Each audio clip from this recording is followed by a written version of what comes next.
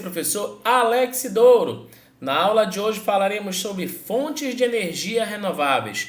Fontes essas muito importantes no nosso dia a dia, como energia solar, hídrica, eólica, energia das marés, geotérmica e biomassa. A princípio, nós precisamos lembrar que as fontes de energia renováveis são fontes inesgotáveis, pois as suas quantidades se renovam constantemente. E entre elas nós podemos destacar a energia hídrica, a energia solar, a energia eólica, a biomassa, a maremotriz, a geotérmica, as pequenas centrais hidrelétricas, perfeito e claro, o hidrogênio verde. Ok? São fontes muito importantes para a nossa atualidade e fontes muitas das vezes alternativas àquelas fontes de combustíveis fósseis tradicionais, como o petróleo, o gás natural e o carvão mineral. A princípio, nós precisamos entender a energia hidrelétrica. Não esqueça que é uma energia gerada pela força da água do rio, onde você tem a energia potencial gerada pela água, fazendo com que haja geração de energia. Perfeito? Um fato importante você lembrar que a energia mecânica é transformada em energia elétrica. E claro, não esqueça que entre as principais importâncias da energia hidrelétrica está exatamente o fato dela possibilitar todas as nossas atividades antrópicas. Observe que com o represamento da água, a partir do momento da formação do reservatório, você tem as comportas por já a liberação dessa água, que entra numa tubulação onde você vai gerar a circulação da água, que acaba gerando o funcionamento, e claro, das turbinas, convertendo assim toda essa energia mecânica em energia elétrica. Tudo bem? Neste contexto, você precisa entender que a energia hidrelétrica é muito importante para todas as nossas atividades, ou seja, as atividades antrópicas, desde um simples café perfeito numa cafeteira elétrica ou até exatamente na geração de carros elétricos ou outros equipamentos movidos à eletricidade. Tudo bem? Além disso, nós precisamos lembrar que a reserva de uma energia elétrica é variável, pois ela depende exatamente da quantidade de chuvas nas cabeceiras dos rios. E nós precisamos lembrar que é muito importante garantir a conservação ambiental da bacia hidrográfica, pois nós sabemos que a formação das hidrelétricas, ao mesmo tempo que tem inúmeras vantagens, tem muito mais desvantagens. Tudo bem? Que é o que nós vamos analisar a partir desse momento. Não esqueça, querido estudante, que uma das vantagens grandiosas da hidrelétrica é o fato dela usar a força da água. Não esqueça, portanto, ela é uma fonte renovável. Ela tem um menor índice de poluição, perfeito, e claro, vai acabar gerando formação de reservatórios que podem ser utilizados para o consumo, a irrigação na agricultura, o baixo custo operacional, também uma vantagem, assim como, claro, o próprio uso para o turismo ou lazer, claro, obedecendo todas as regras de um reservatório onde você tem a geração de energia. Tudo bem? O fato que você precisa lembrar que, assim como tem muitas vantagens, possui inúmeras desvantagens. Entre elas nós temos a retirada de pessoas do seu território, então nós temos o processo de desterritorialização e, claro, consequentemente, o remanejamento de populações tradicionais. Essas populações tradicionais podem ser os ribeirinhos, o caboclo, o mateiro, o juteiro, as pessoas que moram nas matas, perfeito, que acabam sendo retiradas em virtude da formação das hidrelétricas. Além disso, a gente passa a ter uma desestruturação socioeconômica e cultural, pois as pessoas perdem identidade com o local da tradição de moradia. Você vai ter alteração na reprodução dos peixes, também, assim como a diminuição da oferta de pescado, a diminuição da navegação, desmatamento e, claro, a liberação de metano. Haja vista que a vegetação que passa a ser inundada, ela com seu apodrecimento acaba liberando a formação de um gás. E claro, não esqueçamos que todos esses impactos em função de geração de energia. Então nós precisamos analisar que ao mesmo tempo que tem muitas vantagens, também tem muitas desvantagens. Dando continuidade, fonte alternativa, muito importante ainda cara a energia solar, uma fonte muito importante para a nossa atualidade. Não esqueça que ela é uma fonte inesgotável, usada na forma tanto de calor quanto na forma de luz, tudo bem? Um fato que é interessante você lembrar é que a energia solar ela pode ser armazenada a partir do uso de painéis de coletores térmicos fotovoltaicos e heliotérmicos. Mas como assim, Alex? Vamos entender. Não esqueça que os painéis coletores térmicos são aqueles painéis exatamente onde você tem o aquecimento da água no interior do equipamento, né, como a gente consegue observar aqui nesse equipamento, e automaticamente, né, você vai ter o armazenamento dessa energia.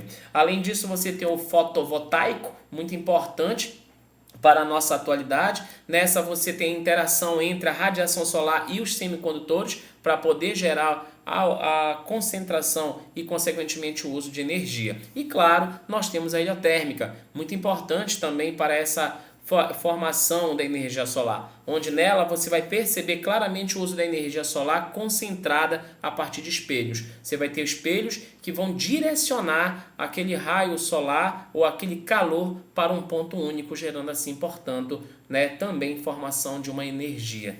Não esqueça, né, que a energia solar ela tem inúmeras vantagens e desvantagens, mas a princípio você precisa entender que o Brasil tem um grande potencial, né, numa área muito importante para o nosso país, na energia solar. Você percebe que essa área aqui, ó, que eu vou marcar para você, é uma área justamente de altíssima irradiação solar e, consequentemente, de um grande potencial, né, de geração de energia solar. Tudo bem?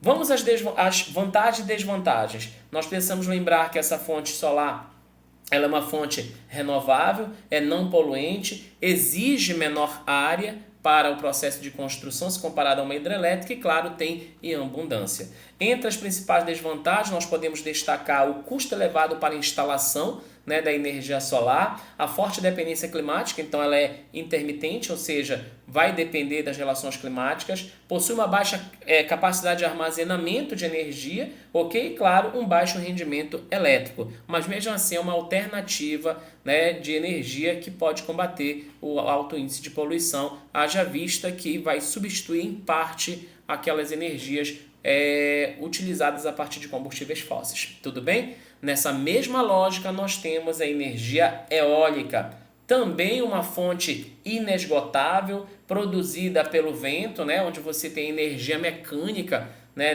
produzida por esse vento, que vai, claro, converter toda essa energia em energia elétrica. Um fato que é interessante você entender é que o rotor, né, capta exatamente o vento.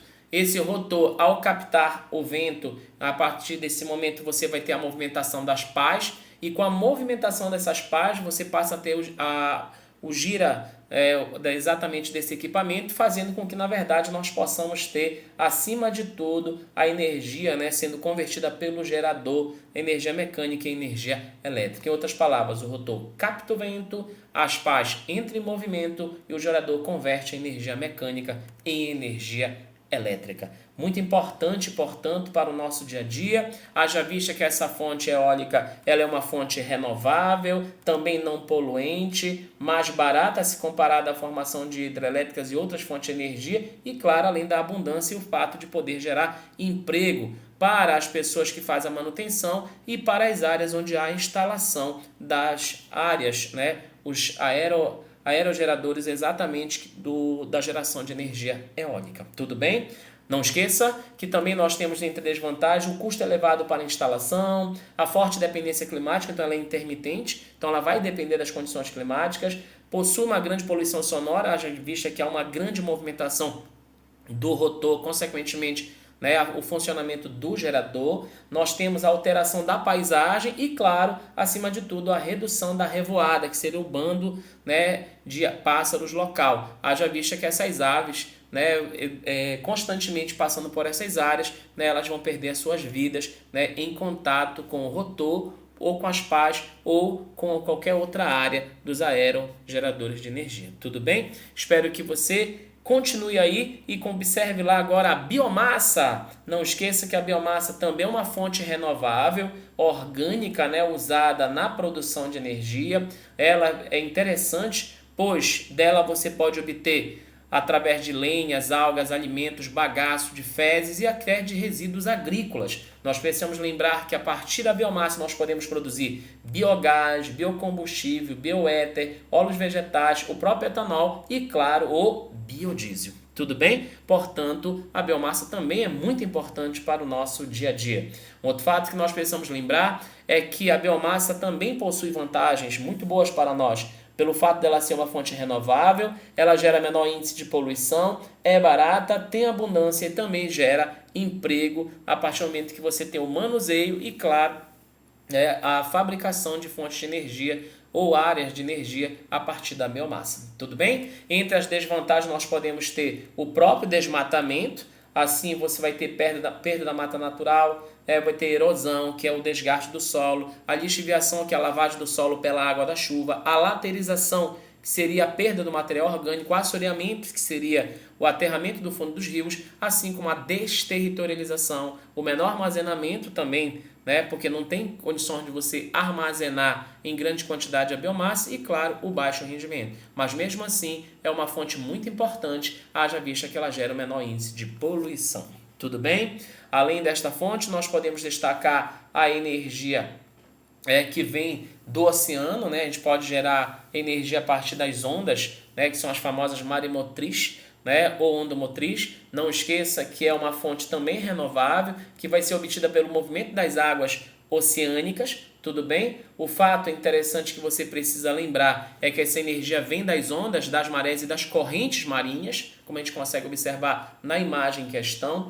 O caso que você precisa lembrar dentro desse contexto é que a formação de barragens em áreas de amplitude de áreas de altas marés, né? Então, com essa variação das marés, você vai ter a movimentação exatamente desses equipamentos, gerando assim, portanto, a energia. É a famosa maremotriz.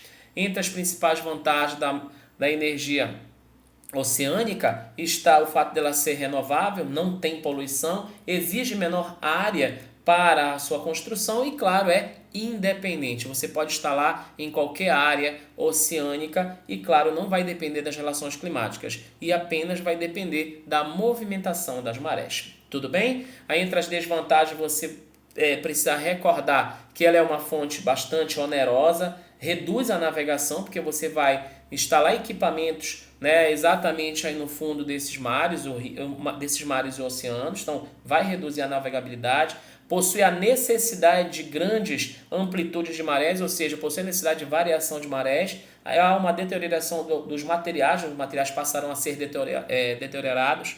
Por quê? Porque na verdade vai estar exposto ao sol, ao sal. E exposto ao sal, você vai ter a deterioração desses materiais, né, que são construídos para poder gerar a energia. Tudo bem? Além da oceânica, nós podemos também destacar, né, a fonte de energia da geotérmica. Não esqueça que também ela é uma fonte renovável, muito importante na atualidade. Ela é uma fonte obtida a partir do calor que está presente no interior da Terra. Nós precisamos lembrar, né, que nós temos, né, acima de tudo, no interior da Terra, uma temperatura intensa em virtude do magma que acaba aquecendo as rochas, perfeito? E, consequentemente, é bastante importante, haja vista que ela é bastante usada em áreas com atividades vulcânicas e claro, marcada por tectonismo. E nós precisamos recordar que o magma aquece, né, as rochas e as águas subterrâneas, né, formando, portanto, os geysers, né, que, neste caso, você vai aproveitar esse vapor da água aquecida, né, esse jato de água para poder também conduzir exatamente a energia e, claro, consequentemente, né, gerar a movimentação das turbinas, movimentando assim o gerador, transformando toda essa energia em energia elétrica. Perfeito? Outro fato que você precisa lembrar é que a geotérmica, entre as principais vantagens, com as demais ela é renovável, ela gera menor poluição, exige menor área e é independente. Ela também é uma fonte bastante onerosa, né? Ela é pouco rentável. Você tem também o fato de ter um esgotamento do campo geotérmico, que nem sempre aquele jato de água pode estar ali. Você pode ter um aumento da poluição sonora em virtude da formação dos equipamentos e, claro, acima de tudo, da movimentação dos geradores e, claro, a constância nas pesquisas e, claro, um processo de formação do aquecimento global. Haja vista, né, que você tem ali uma liberação, né, de um certo aquecimento da área. E esse aquecimento da área pode provocar em frente uma alteração na temperatura local ou até mundial. Tudo bem? Dando continuidade, nós temos as pequenas centrais hidrelétricas, né? ela é uma fonte de energia bastante interessante, que tem virado modismo entre algumas áreas, né, do país e algumas áreas do mundo. Ela é uma pequena usina hidrelétrica com menor geração de energia, né, onde essa capacidade de geração está entre 5 e 30 megawatts-hora, né, com um tamanho no máximo até 13 quilômetros quadrados, ok? Ou seja, uma dimensão bem menor se comparada às hidrelétricas. Uma coisa que você precisa lembrar das pequenas centrais hidrelétricas é que, apesar de ser menor, elas também usam a força da água para gerar a energia. Elas possuem, entre vantagens, o fato de ser renovável, não tem poluição, exige menor área e não há possibilidade exatamente de estocagem. Então, você não vai ter, na verdade, tanta perda de recursos. Tudo bem? Então, se nós formos observar, essas seriam as suas vantagens. Mas entre as desvantagens, o que é curioso é que você precisa de um alto nível de água, né? A necessidade de desnível de percurso do rio. Você vai ter a fragmentação exatamente do curso dos rios, porque com a construção de pequenas centrais hidrelétricas, o rio vai deixar de correr, né, continuamente, então ele vai ser fragmentado em partes. Né? Já visto que são construídas ao longo de um rio várias pequenas centrais hidrelétricas. Você tem um comprometimento da conectividade, né, do rio, consequentemente da conectividade da biodiversidade marinha e, claro, né, o fato de hoje estar proliferando as pequenas centrais hidrelétricas, que também vem gerando grandes impactos ambientais. Tudo bem? Para encerrar a nossa aula, nós temos também o famoso hidrogênio verde, né, que hoje é uma grande discussão na atualidade, lembrando que nós temos 3 tipos de hidrogênio: hidrogênio verde, cinza e marrom, ok? E o hidrogênio verde hoje se destaca pelo fato de ser uma fonte secundária obtida por rotas tecnológicas de produção, onde nós percebemos que, na verdade, o fato é que essas moléculas de hidrogênio, né, da água, elas, na verdade, acabam sendo separadas por eletrólise. E a partir da eletrólise, né, onde se utiliza a fonte de energia ou eólica ou solar, você tem a separação exatamente de quem? Das moléculas de água, das moléculas de hidrogênio. Então, a partir da eletricidade que passa pela água, há uma separação entre as moléculas, né, dos átomos de hidrogênio e oxigênio, gerando assim o hidrogênio verde. Tudo bem? Portanto, muito importante para a nossa atualidade. Entre as principais vantagens do hidrogênio verde, nós temos o fato de ser uma energia que possibilita uma certa sustentabilidade, não emite gás, é perene, ou seja, é constante a sua produção, possui grande potencial e é versátil, onde ela pode ser utilizada exatamente em diversos equipamentos ou diversas áreas onde a energia se torna extremamente importante. Você percebe que ela pode ser aplicada na indústria, nos automóveis, podemos converter em amônia, podemos gerar exatamente várias outras formas de poder armazenar e claro, até usar em vários outros tipos de motores, né, que possam estar utilizando o hidrogênio verde. Então, o hidrogênio verde é extremamente importante para o nosso dia a dia. Porém, né, entre as principais desvantagens, temos o fato de ser uma fonte bastante onerosa, ela exige um pouco mais de energia, né, porque para gerar hidrogênio verde você vai ter que utilizar fontes, né, de energia eólica ou solar, ok? Ela utiliza também metais nobres, fato que vai fazer com que ela se torne um pouco mais cara. Ela é um elemento altamente radioativo também, e o hidrogênio inflamável. E, claro, existe uma certa relação de dependência de hidrocarbonetos, como petróleo e derivados. Então, observe, o hidrogênio verde é muito importante para nós, tem muitas vantagens pelo fato de ser sustentável, uma alternativa às fontes combustíveis, né, de combustíveis fósseis, porém, acaba gerando inúmeras desvantagens. Entre elas, principais está o fato de usar bastante energia para gerar outra fonte de energia. Tudo bem? Espero que você tenha gostado da aula. Um forte abraço e vamos juntos na certeza de vencer.